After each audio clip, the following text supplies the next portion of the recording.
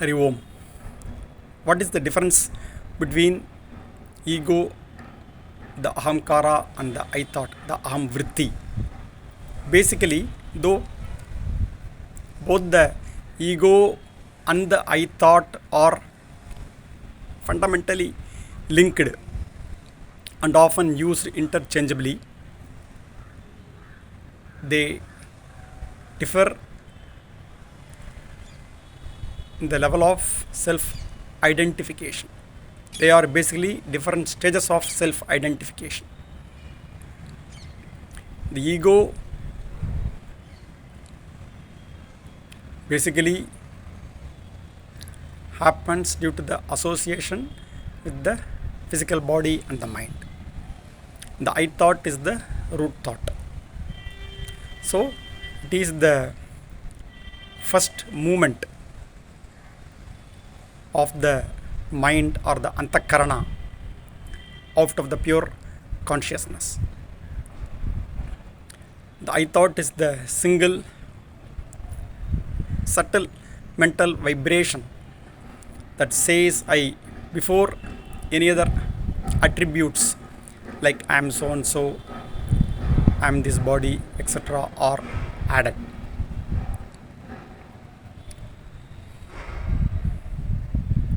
The ego is basically I thought plus identification.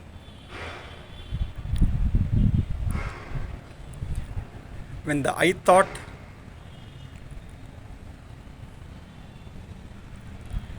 identifies or gets attached with anything external to it, say body, an object, or the social roles, thoughts, etc., then it becomes the ego.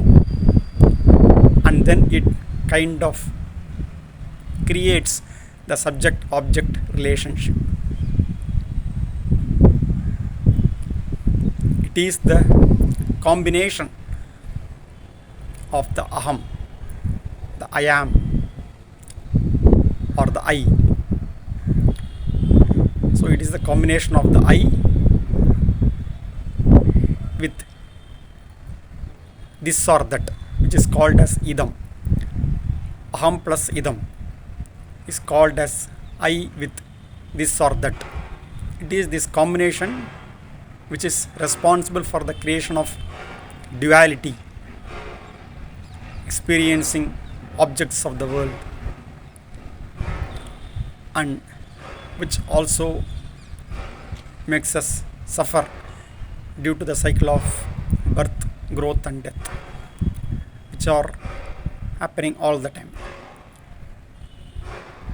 So, the ego is basically the pure I thought in association with other objects like the physical body, social roles, worldly objects, etc.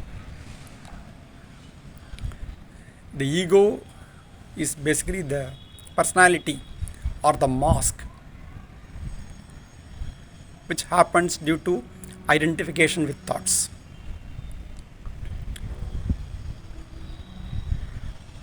The I thought is part of the Sukshma Sarira, subtle body, whereas ego is gross. It identifies with the physical body, memory, personality, etc.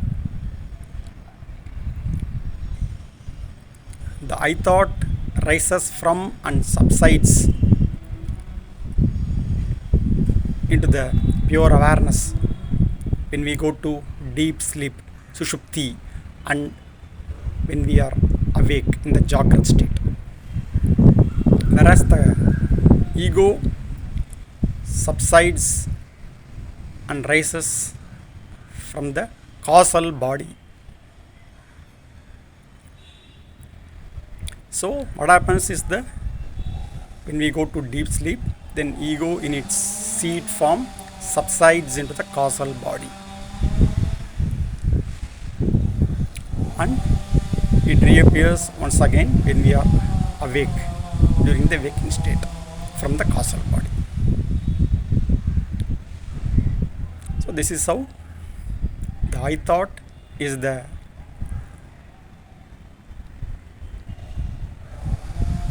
initial stage of identification where it just arises from the pure consciousness. Whereas ego, we can say, is the full blown state of self identification wherein we identify ourselves with everything external and take ownership. Ego basically is the door of actions, and it takes ownership of whatever actions we do, thoughts, feelings, etc.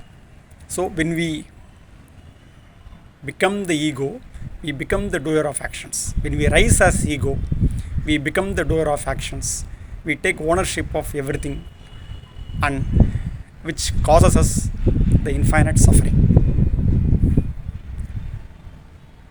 When we don't identify with things which are external to our consciousness, the aham, the I am, then we will not rise as ego, but still we will be in the world and engaging in activities. This is what happens with the practice of Mahayoga, wherein we don't react to the worldly perceptions, objects, thoughts, etc.